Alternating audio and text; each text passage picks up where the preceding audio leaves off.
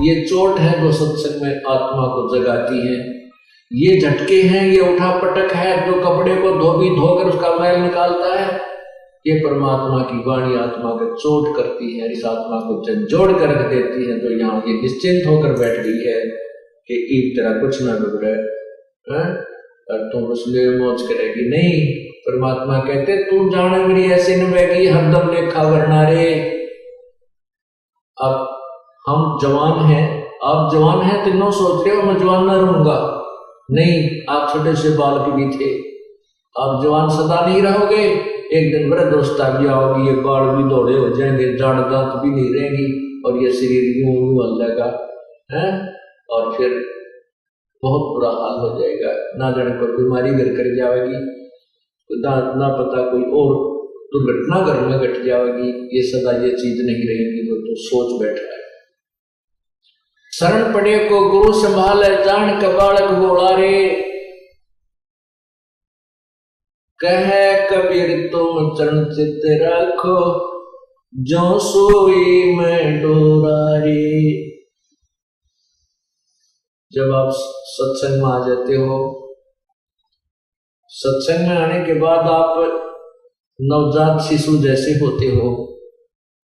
किसी का तो आज ही जन्म हुआ है, किसी का कल होया होगा, किसी का 10 दिन पहले, किसी का 2 महीने पहले, किसी का साल, कोई 2 वर्ष का, कोई 4 वर्ष का।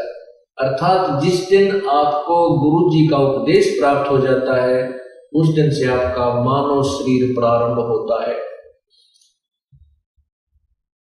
और जब आपको ये मानव शरीर प्राप्त होता है अर्थात प्रारंभ होता है, अर्थात आपको उपदेश गुरु का मिल जाता है, तो आप भोले भाले बालक होते हो। आपके जो प्रारंभ में कुछ गलतियां आपकी हो जाती हैं तो उनको एक भोला बालक जानकर संत गुरुदेव आपको संभालते हैं, अर्थात आपकी गलतियों को क्षमा कर देते हैं, आपको मांजते हैं, धोते हैं, परमात्मा के से मिलने योग्य बनाते हैं। जैसे बच्चा ने टट्टी पेशाब करके सारा शरीर खराब कर रखा होता है, कपड़े भी खराब कर रखे होते, तो माँ उसको सीने से नहीं लगाएगी, पहला साफ करेगी, धोएगी और फिर उसने नए कपड़े बना के सीने से लगाओगी, प्यार करेगी, दूध पिलाओगी। इसी प्रकार परमात्मा बताते हैं कि शरण पड़े को गुरु संभाले जान का बालक दौड़ा रे। आपका क्या कर्तव्य है? आपका केवल इतना काम है कि कहे कबीर तुम चरण चित राखो जो सोई में डोरा रे।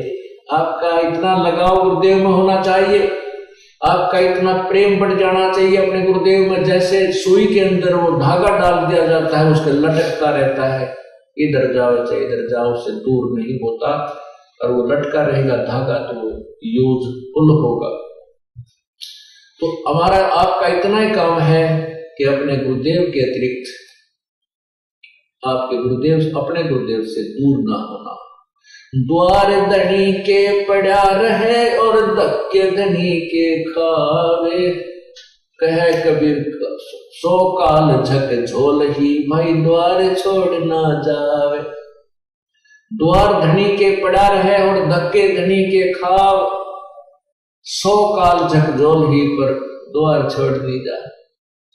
अब जैसे ये काल ने झकझोल करा था अपने साथ, ये जो कांड हुआ क्रोधा कांड, ये काल का झकझोल था और अत्याचारी लोगों ने अपने पाप बढ़ा लिए, और हमारे बच्चे इस ज्ञान को समझ चुके थे, इसलिए धनी के द्वार से दूर नहीं हुए। कहते हैं द्वार धनी के पड़ा रहे और धक्के धनी के खावे। 100 काल झकझोल ही पर द्वार छोड़ ना जावे।